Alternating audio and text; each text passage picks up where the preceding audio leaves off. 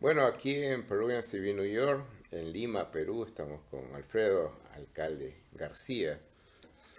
Buenas tardes para Peruvian TV New York. ¿Cómo te sientes?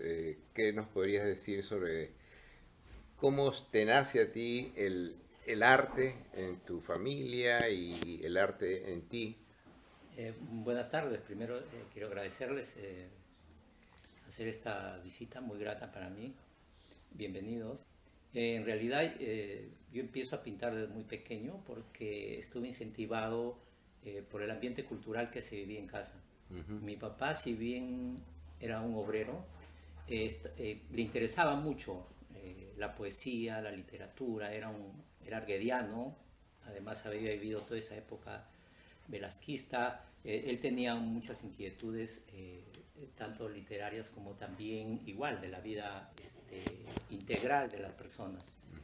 Me incentivó en el sentido de que él tenía mucha bibliografía artística, bibliotecas. Yo me acuerdo tenía unas enciclopedias de oro que se llamaban, que eran de 12 tomos, y ahí yo veía mucha pintura. Comencé a hacer copias, comencé después a ver lo que había a mi alrededor y me interesó mucho la vida de la gente. Yo vivía en la campiña de Chimbote, yo nací en el puerto de Chimbote, nací a 200 metros del mar, pero después mi papá a los 4 años nos llevó a la campiña. Ahí viví prácticamente hasta los 19 años. En ese tiempo yo ingresaba mucho al campo, además de que me interesaba conocer a la gente que habitaba ahí, pintaba sus interiores de sus casas, sus paisajes, sus animales. Después conocí también a artistas egresados de la Escuela de Bellas Artes, sobre todo de Trujillo, que es la ciudad más cercana a mi pueblo, ¿no? Ya de Chimbote, Trujillo, esa parte del norte. Cuéntanos después de eso, cómo prosigue tu trayectoria como artista. Sí, yo sentía de que necesitaba involucrarme un poco más, de una manera más integral al arte, formarme, saber un poco más de historia, entrar al campo de la arqueología, la antropología, la sociología incluso. Y viajé a Lima. Postulé a la Escuela de Bellas Artes, felizmente pude ingresar, hice algunos años de estudio ahí. Eso me permitió además conocer a varios artistas increíbles en el campo del arte, en el campo de la docencia también. Tuve la suerte de conocer al maestro Víctor Humareda, quien nos ligó mucho a comprometernos con lo que uno vivía. Él hablaba mucho de lo que es la honestidad, la consecuencia. Entonces, asistía a sus talleres, porque él no fue profesor en la escuela, pero asistía a su taller. Algunas veces también visitó el taller que vivíamos. eh, Posteriormente conozco a otros artistas, a Ángel Chávez, a David Herkovich. Ellos también eran artistas figurativos que nos enseñaban muchas cosas, el oficio, nos enseñaban cómo involucrarnos más con el hecho de producir arte con responsabilidad. Entonces, esa época para mí fue muy importante. Cuando llego a Lima, conozco a estos maestros. Fue muy interesante la vida también como estudiante en la Escuela de Bellas Artes. Conozco a mi esposa, Iveta Aguada, artista, compañera de estudios, y eso tiene mucha importancia en mis primeros años como artista, ¿no? Bueno, el arte en nuestro país y en el mundo está unido siempre al activismo social, al compromiso social, tal vez. ¿Cómo es en tu caso? ¿Ha habido ese balance entre los dos mundos? ¿Cómo lo definirías? Sí, bueno, dicen que nadie, ninguna persona tiene una posición neutral como habitante de la Tierra, ¿no? Somos un producto social todos, somos entes sociales, y por ende el artista tiene también esa facultad, yo creo, de poder entender de una manera mucho más integral los sucesos en tu país, en el mundo. Yo llego a Lima a inicios de los 80, después de haber vivido el último quinquenio, o sea, la segunda mitad de la década del 70 con el gobierno militar y hechos violentos en mi ciudad. Llego en los 80 a Lima, donde se recrudecía la violencia también, donde hemos vivido varios años de violencia política, y de hecho llegaban a oídos de los estudiantes y de la población en general los conflictos sociales, políticos por los que atravesaba el Perú entero. De hecho, mi pintura, siendo figurativa, trata de reflejar, reflexionar sobre todo sobre los sucesos, los buenos, y también reflexionar sobre los sucesos que no benefician a la población. En cuanto a lo artístico, a lo técnico, ¿cómo definirías tu obra? Es más figurativa, dices, pero ¿cómo definirías el estilo que te practicas? Claro, si bien yo tengo un inicio como pintor expresionista, los años me han hecho ver de que dentro de lo que se llama la maduración del lenguaje, la elocuencia de la imagen, cómo potencializa la imagen, me he encaminado un poco hacia la pintura realista. La pintura realista en el sentido de que uno se pone en la piel del espectador y empieza también a hacer la lectura desde ese punto de vista, lo que llamamos nosotros, y yo hice un cuadro y hice una muestra hace unos años que se llamaba Otredad, ponerse en la piel del otro. Y yo creo que ese es uno de los pasos muy importantes que di en mi vida, a partir del 2000 sobre todo, para poder sentir un poco mejor el planteamiento y replanteamiento del lenguaje pictórico. Ya, ¿cómo definirías tú el desarrollo del arte aquí en nuestro país y con tu experiencia en el extranjero, cómo compararías estos dos mundos? Hay una situación ahora de crisis en lo respecta para poder potencializar ideales en el mundo. Toda corriente pictórica tiene detrás todo un discurso, y yo creo que eso es una de las carencias que tienen ahora los tres hitos que mueven o que permiten que se mueva o que estanque la historia de la humanidad, que es la ciencia, el arte y la filosofía. Yo creo que los tres tienen ahorita una situación muy de urgencia que resolver para que empiecen a desarrollarse los movimientos pictóricos. Actualmente no hay movimientos pictóricos en el Perú ni en el mundo. Hay una sobrevaloración de lo que es el oficio, por ejemplo, ¿no? La técnica, como una cuestión fundamental. Pero si bien es muy importante cuando uno quiere expresar algo por medio de la pintura, el volumen o la poesía, en todos los campos, hay que trabajar mucho lo que significa el discurso detrás del producto pictórico, en mi caso, ¿no? Por eso que el realismo para mí aún es una necesidad prioritaria, porque me va a permitir entrar en el campo de la reflexión, de la crítica, de la ironía, y donde puedo yo usar mucho el simbolismo, ¿no? La metáfora, muchos elementos que van a permitir que el arte figurativo tenga una vigencia, ¿no? Porque yo pienso de que es un lenguaje universal que viene de las cavernas. Siempre hemos querido, por medio del arte, mejorar la comunicación entre los seres humanos. Y yo creo que la pintura figurativa, y en mi caso el realismo, se encamina por esa ruta, ¿no? ¿Cómo sientes que el peruano, latinoamericano aprecia ese arte que tú practicas? La verdad, yo creo de que si bien seguimos en el escenario artístico, cultural, intelectual, está más el arte actualmente orientado hacia un convencimiento a los ojos, no el convencimiento a lo que es la esencia misma del arte. Entonces, así como las manifestaciones más tienen que ver con el espectáculo, con la cuestión muy visual, se olvidan un poco de que las raíces del arte tienen que ver mucho con conectar el alma con una realidad que puede ser, no puede estar en coordinación con nuestros pensamientos, pero que sí tiene que estar con las cuestiones básicas, ¿no? Los figurativos queremos que la pintura siempre mantenga esa dignidad que tiene sus inicios, como digo, cuando uno empieza a darle valor a la imagen.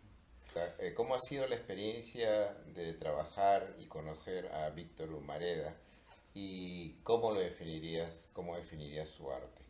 Bueno, Humareda es un ser, siempre va a ser un ser entrañable para los que hemos conocido, ¿no? Y para que no los conocen, yo siempre trato de hablarles, porque le hemos conocido en los últimos 6 años. Quiero hablarles siempre de Víctor, porque la mayoría conoce al Humareda mitificado. Pero ese Humareda mitificado hace de que uno tenga una mirada sesgada de los propósitos de la obra de Humareda. Entonces, normalmente yo hablo de Víctor, ese ser que se aparecía en las mañanas en la casa a tomar desayuno con nosotros, que pedía su leche caliente, su pan francés, su chancay, remojaba su chancay y te hablaba, te hacía sentir de que uno siempre tiene que mantener una frescura como persona, una autenticidad, porque él decía que cuando uno se enfrenta a un lienzo solamente es para materializar lo que es uno, ¿no? No hay, ahí no hay mentira, lo que tú dices eres lo que tú eres como persona. Por eso él decía antes que pintor soy un ser humano. Eso nos grafica a la potencia, al gran valor que le da a él a crecer de una forma íntegra en una sociedad. Humareda ha pintado procesiones. Él sí ha pintado procesiones, tiene una buena cantidad de obras de procesiones, en formatos medianos porque su taller era muy pequeño, pero él ha pintado muchas procesiones, ha pintado también la Candelaria, la Diablada. Entonces él tiene por ahí su acercamiento al mundo andino, ¿no? Claro. Sí. Eso era el Humareda, ¿no? Es muy. Ahora, lo que estaba hace un momento, quería también, mejor dicho, que estaba recordando que Humareda nos enseñó de que la realidad es más rica que la imaginación. Entonces él nos llevaba a dibujar, a pintar en las calles, nos llegaba a pintar a la Quinta Jeren, o armaba un bodegón en cualquiera de las casas con las plantas que habían en su jardín, o nos llevaba a los muelles a dibujar a la gente en movimiento. Entonces, yo creo que ese legado es muy importante, ¿no? De un compromiso real con lo que uno ama, ¿no? Un artista y un pintor siempre se ve y refleja una mayor sensibilidad que el común de las personas. ¿Piensas que eso también se manifestaba en este pintor? Sí.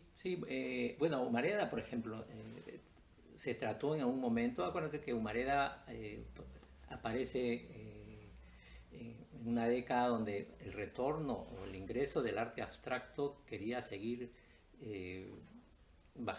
quería tener la intencionalidad de bajarle del escenario cultural a los pintores indigenistas. Y Humareda era alumno de pintores indigenistas. Sus profesores han sido José Sabogal, Julia Codecido. Si bien después él conoció a Ricardo Grau, por ejemplo, él trató de mantener siempre esa consecuencia con el arte figurativo, que se acentúa cuando él viaja becado a Argentina y él puede recoger ahí de dos grandes maestros, Urruchuga y Larrañaga, dos grandes pintores argentinos, y donde él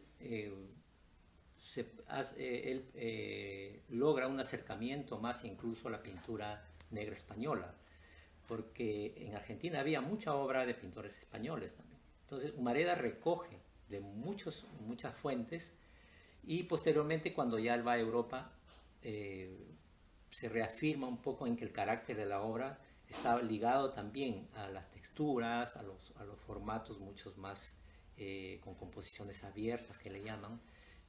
Yo creo que ha sido una suma de experiencias que ha hecho de que Humareda tenga esa riqueza y heredarnos, ¿no?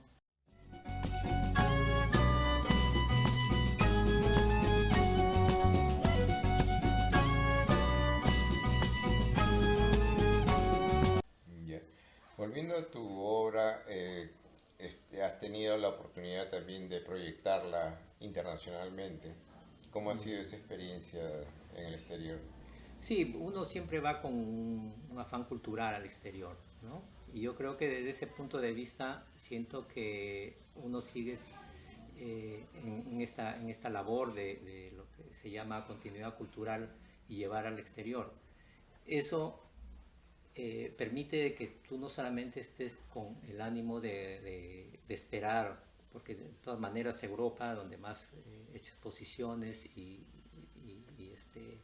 visitas a museos y todo, eh, cuando uno está afuera empieza también a darle un verdadero valor a nuestras culturas prehispánicas, a nuestro pasado tan rico. Y yo creo que eso en el exterior te ayuda a mantener un cierto carácter a tus propósitos. Las experiencias siempre han sido muy buenas para mí en el exterior, ¿no? He tenido la suerte de exponer incluso en Japón, en Singapur, en París, Alemania, pero las experiencias mucho más intensas las he vivido y las sigo viviendo con la cultura mexicana, ¿no? Aquí con frecuencia estoy viajando, estoy haciendo exposiciones, participando en ferias. Actualmente participo 2 o 3 veces al año en una casa de subasta que se llama la Casa de Subasta Morton en México y mantengo vínculos también con algunas galerías ahí, ¿no? En cuanto al apoyo oficial, ¿existe aquí en el Perú? ¿Uno tiene que valerse por sí mismo? ¿Cómo es esa experiencia con el apoyo oficial? Bueno, no es tan notorio, pero tengo que ser justo también. Yo he tenido algunos apoyos de Cancillería para para trasladar exposiciones, por ejemplo, a Singapur, a Cuba, cuando expuse en el Museo de Guayasamín en Cuba, por ejemplo, Cancillería me apoyó. Cuando expuse en la Cancillería de Lima también tuve el apoyo del Estado. Eh, Cosa que no ocurre con frecuencia, pero en algunos momentos yo lo he manifestado, ¿no? Que el Estado debe ser mucho más, más concreta su participación, porque después ocurre justo lo que estábamos hablando hace un momento de Van Gogh, ¿no? Una persona que ahora le da mucho al Estado holandés, igual que o algún pintor Modigliani por decir, y que le da mucho al Estado francés, cuando en vida han vivido de una manera muy modesta, ¿no? Y con finales trágicos. Entonces yo creo que esa es la parte reflexiva que muchas veces cuando uno ve las obras de estos maestros se olvida, pero cuando la vivimos los artistas en carne propia, recién nos ponemos a mantener una posición así reflexiva sobre el tema. En México se vive de una manera distinta, por ejemplo. Cada vez que estoy en México veo exposiciones increíbles, nuevas obras de maestros jóvenes y también ya que no están con nosotros, pero eso se produce, esa dinámica, porque allá hay lo que le llaman pago en especie. Entonces, cada año recibe cientos, miles de obras el Estado mexicano, ¿no? Y el mecenazgo es muy fuerte. Hay varios mecenas mexicanos que han sido premiados en Europa, ¿no? Hace poco me enteré que los mecenas mexicanos habían recibido premios a nivel mundial, habían recibido en España, ¿no? Entonces, se siente el poco apoyo del Estado y en ese sentido el Ministerio de Cultura con la ley del artista deberían tener mucho más interés para que se beneficie el arte en general, ¿no? ¿Qué otro llamado harías tú a las autoridades para que también apoyen el arte? Así como se le da responsabilidades a los gobiernos regionales, a las municipalidades, yo creo de que tienen que seguir trabajando mucho en función al deporte, a la cultura, al arte, en sus debidos distritos, ¿no?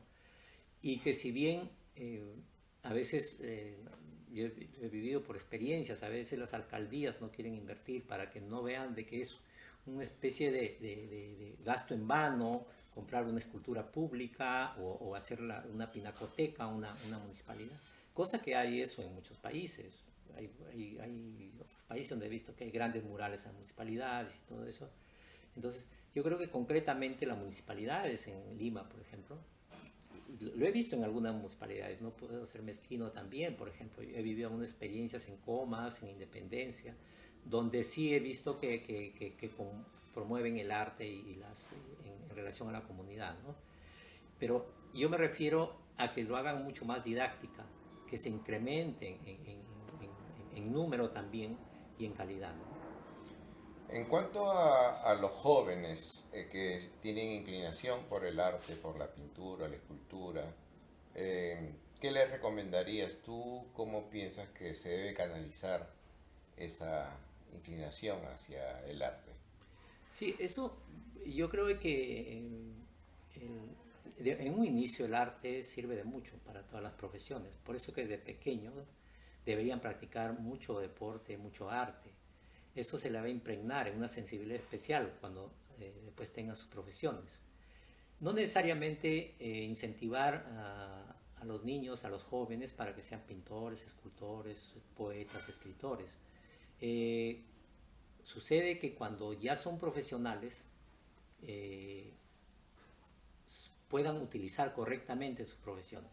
Un espíritu bello va a utilizar mejor la investigación para cosas buenas, ¿no? La ingeniería lo va a poner al servicio realmente de sus semejantes, ¿no? No en contra de sus semejantes. Entonces, el arte en realidad tiene que servir y sirve para eso. Los países adelantados, mucho los 5 primeros años que son fundamentales en el desarrollo de la persona, tienen que ver con un acercamiento didáctico, no tan subjetivo, más real. Y los que quieren continuar arte, bienvenidos.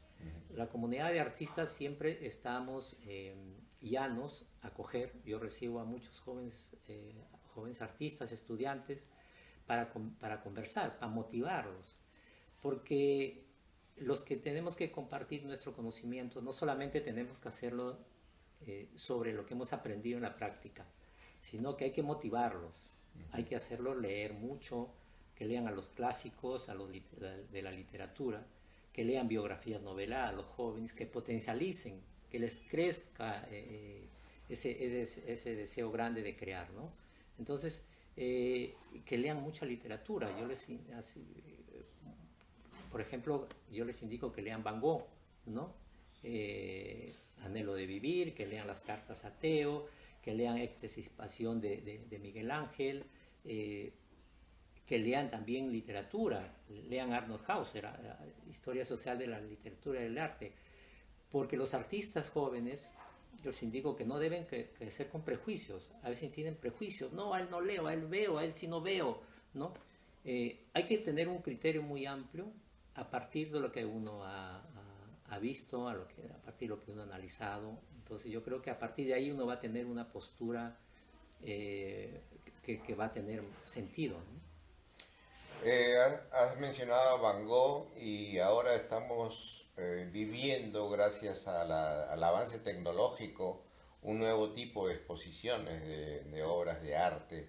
¿Qué te parece esta nueva corriente de las exposiciones? ¿Has tenido la oportunidad de asistir a una muestra de Van Gogh con este avance tecnológico? Sí, bueno, tuve la suerte de la muestra que ahora está en Perú, pude verla en el extranjero, me pareció fabulosa. Eran las primeras veces que estaba saliendo del lugar de origen esta exposición. Yo considero de que todo lo que involucre a la persona con la belleza, y si es con mayor razón con un fondo de interés de comunicación, ¿no? y de diálogo por medio del arte, bienvenido.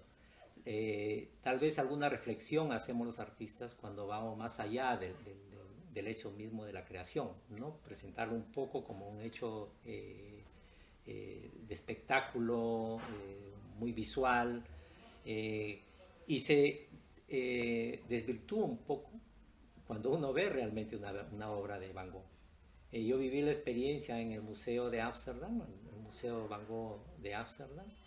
Estuvimos con mi esposa artista Iveta Boada contemplando un cuadro de Van Gogh. Cuando en eso nos descubrimos que nos sentíamos muy mal, desencajados, y Beth se fue al baño a los servicios higiénicos a secarse las lágrimas y se encontró ahí con más gente llorando. Entonces, eso, por ejemplo, ese mismo hecho que es realmente cinematográfico, o sea, lo que produce Van Gogh, todo esa carga emocional, esa desesperación de este hombre, ¿no?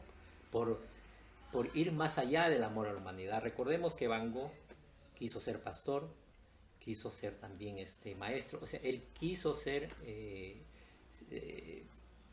una persona que vivía integralmente su situación, ¿no?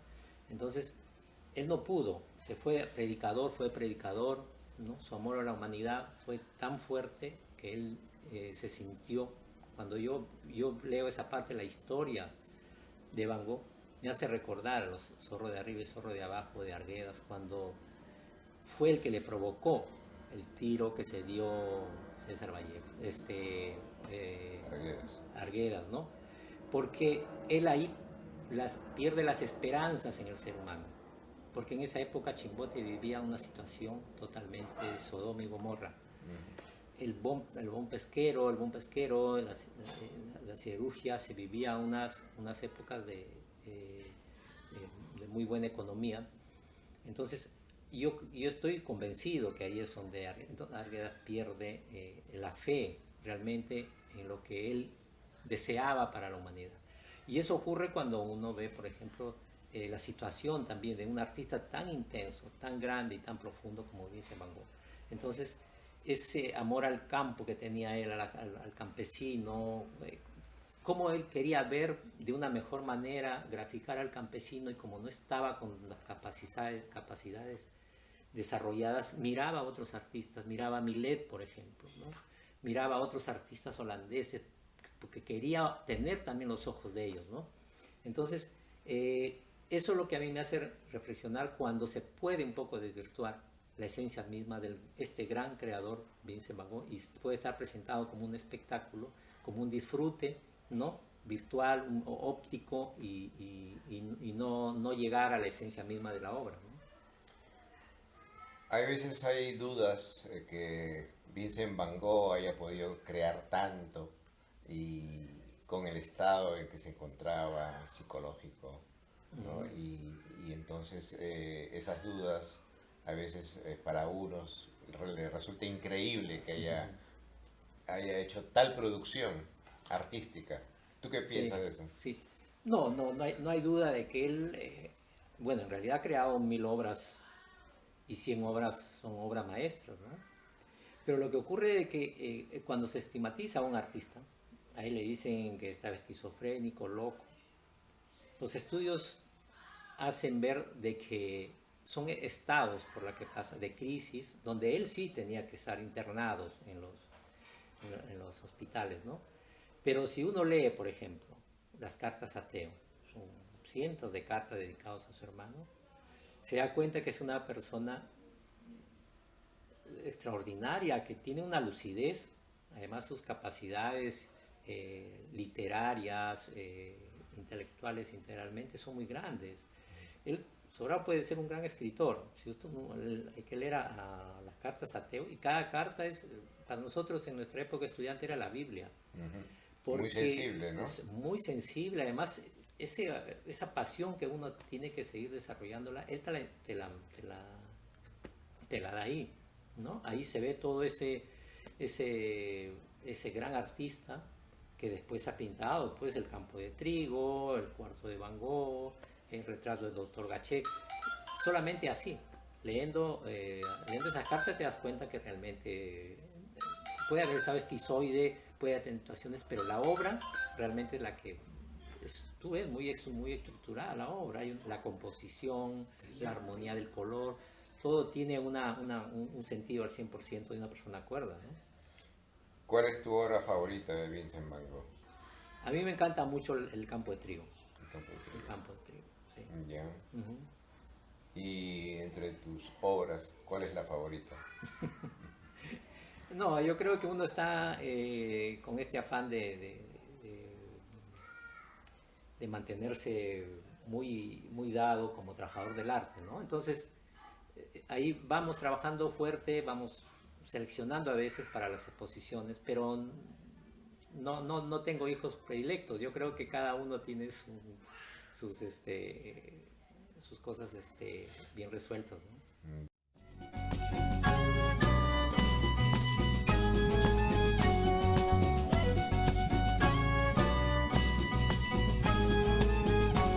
Ya, entonces, bueno, ¿qué podemos esperar en el futuro?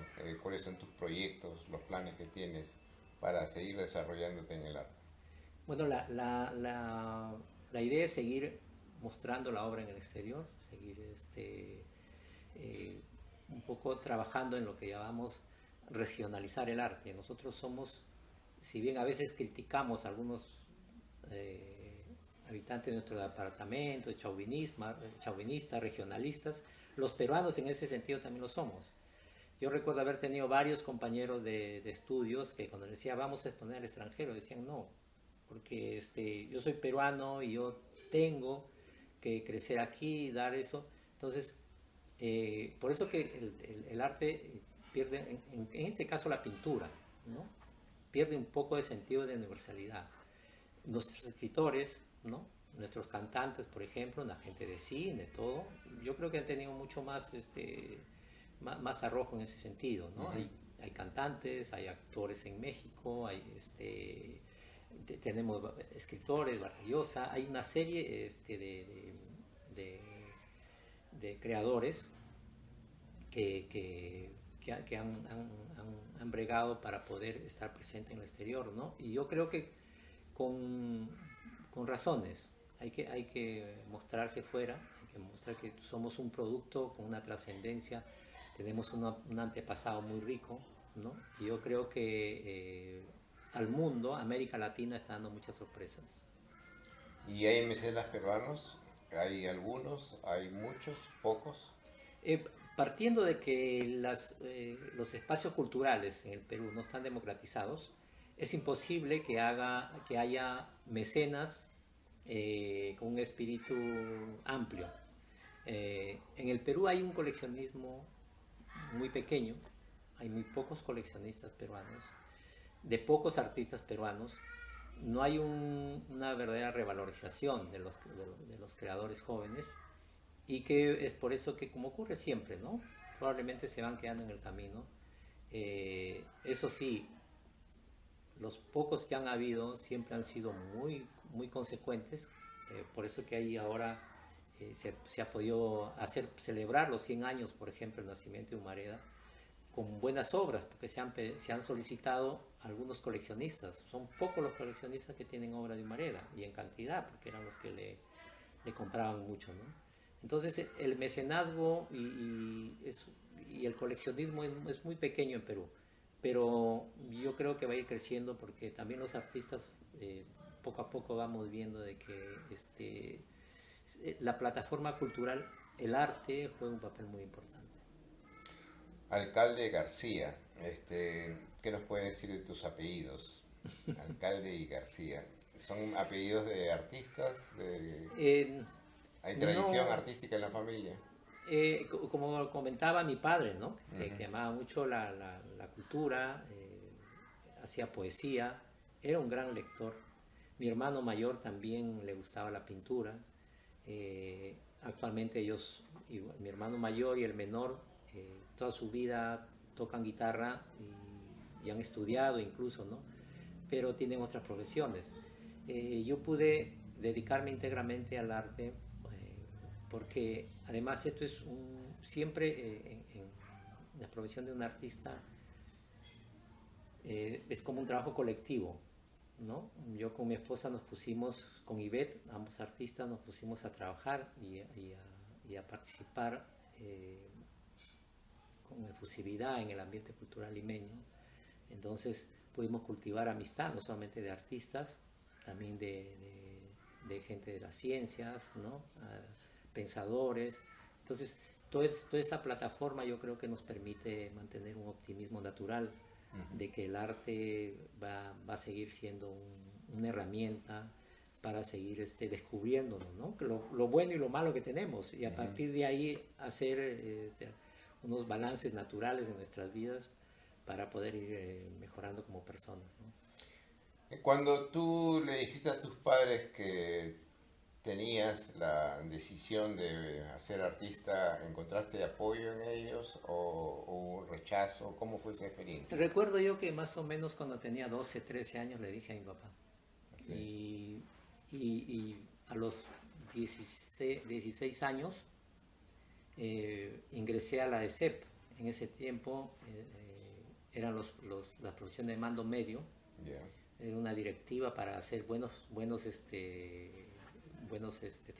empleados. Y mi papá me dijo, ¿quieres hacer arte? Bueno, pero ten tu profesión primero. Y yo le hice caso y estudié mecánica industrial. Yeah. Estudié 3 años y medio mecánica industrial, terminé mi carrera, hice mis horas de práctica, tenía 19 años ya, y mi papá me dijo, ahora sí, hijo, puedes hacer lo que tú deseas, ya tienes ahí un respaldo, tienes tu profesión, ¿no? Porque el arte es muy ingrato, no te va a ir muy bien, mejor dicho, no te va a ir bien, pero ahí tienes, ya eres bachiller en mecánica. Entonces, así me vine a Lima, dejé todo ese, no una mochila pesada, sino que se me aligeró un poco en el sentido de que iba a hacer lo que yo quería, que era estudiar y ser artista. Felizmente mi cartón de mecánico quedó atrás, nunca tuviste que apelar a... Nunca apelé a eso, nos dedicamos a lleno al arte.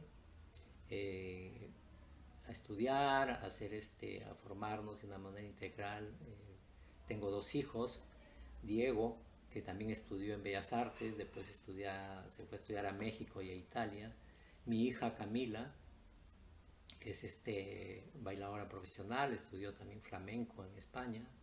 Mi compañera Ivette Taboada, quien es pintora en ejercicio también, con ella siempre estamos estudiando, estamos viajando, con ella he recorrido casi todo el mundo por los museos, visitando a colegas, entonces vivimos a un 100% nuestra carrera, ¿no? Muy bien, te felicito y deseamos que sigan esos progresos y que hayas escogido el mundo artístico como tu forma de vida. ¿Algo más que tengas que agregar a esta entrevista? No, agradecerles esta visita, muy grata para mí,